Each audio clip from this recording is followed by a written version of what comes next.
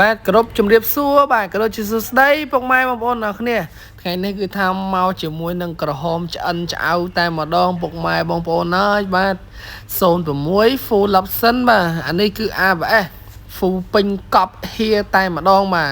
ជាមួយនឹងពណ៌ហុងស៊ុយទេណាប្រលេខផុតចុងបាទចុងចិត្តចូល B ពី AZ 4123បាទឡាននេះបើដកលេខ4ចេញរាប់1 2 3បាទលេខតំណងមួយយ៉ាងដែរបាទលេងចាន់លេងអីហើយរួចរាល់ដល់ទៀតបងប្អូនអ្នកគ្នាបាទសបកកង់នៅប្រើបានបងប្អូនបាទទៅជាថ្មីពីគ្រាប់មុខខាងក្រោយយើងមកល្មមអាចប្រើប្រាស់បានហើយឯកសារពន្ធផ្លូវឈៀកមួយញ៉ែតអីគឺថានៅសិនគ្រប់របស់វាទាំងអស់ហើយចំពោះខាងក្នុងវិញគឺក្នុងលឿងបងប្អូនអ្នកគ្នាបាទក្នុងលឿងមកជាមួយនឹងពុកស្បែកបាទហើយស្បែកនេះគឺស្បែកសិនដោយសារជាវាប្រភេទ full option បងប្អូនបាទហើយដល់ full option គឺដឹងតែស្បែកសិនអីក្លុកក្លៀតគឺថាថ្មីណាបងប្អូនហើយបាទធានាជូនអត់បុកអត់ប៉ះបាតក្រមអត់ច្រេះបាទអាគុយ ABS នៅអែមតែម្ដងពុកម៉ែបងប្អូនដែលមានចំណាប់អារម្មណ៍ទិញដាច់វៃដូរបងរំលោះអាចធ្វើការតាក់ទងមកលេខទូរស័ព្ទទាំងពីរខ្សែយ៉ាងបានហើយចំពោះឡានវិញគឺយើងនិយាយម្ដងហើយនិយាយទៀតបាទគ្រប់វីដេអូ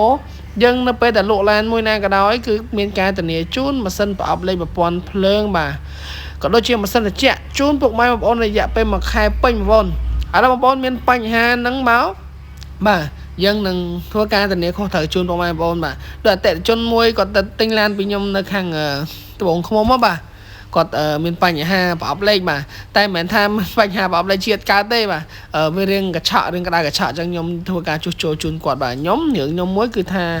លក់ឡានខ្ញុំហ៊ានធានាខ្ញុំហ៊ានស៊ីហ៊ានសងបាទខ្ញុំមិនខ្វល់ទេទោះបីការធ្វើឲ្យភ្ញៀវទៅ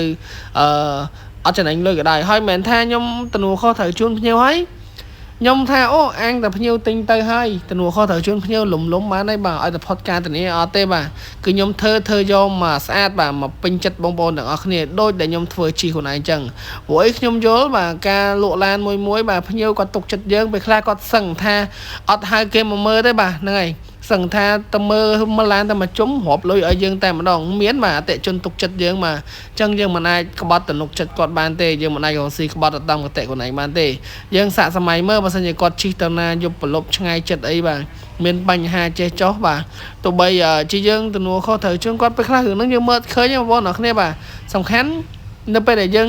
គាត់តាក់ទងមកយើងលើកបាទយើងខលចូលគាត់មានអារម្មណ៍ថាសុបាយចិត្តបាទព្រោះប្រៀបថាដូចប្រៀបមានអាក្រោះចឹងព្រោះយើងស្គាល់ជាងស្គាល់អីពីរបៀបរបបមិនចឹងទៅបាទឥឡូវយើងបែរត្រឡប់មកមើលសាច់រឿងយើងវិញបាទហ្នឹងហើយខ្ញុំនិយាយនេះនិយាយកន្លងមកពុកម៉ែបងប្អូនឃើញទេបាទបាត់ហ្នឹងគឺថាថ្មីរឿងតែម្ដងអញ្ចឹងពុកម៉ែបងប្អូនមើលមកជុំរួចហើយឥឡូវបែរមើលមុខខ្ញុំមកឡើងខ្មៅព្រិចតែម្ដងបាទចាំងតាឡានេះអញ្ចឹងបងប្អូនបាទចាប់អារម្មណ៍កុំភ្លេចតាក់ទងមកបានទិញដាច់វៃដូរបងរំលោះបាទពុកម៉ែបងប្អូនទិញទៅដូរសេរីពេលណាក៏បានដែរបាយបាយជួបខ្ញុំវីដេអូក្រោយទៀតអរគុណ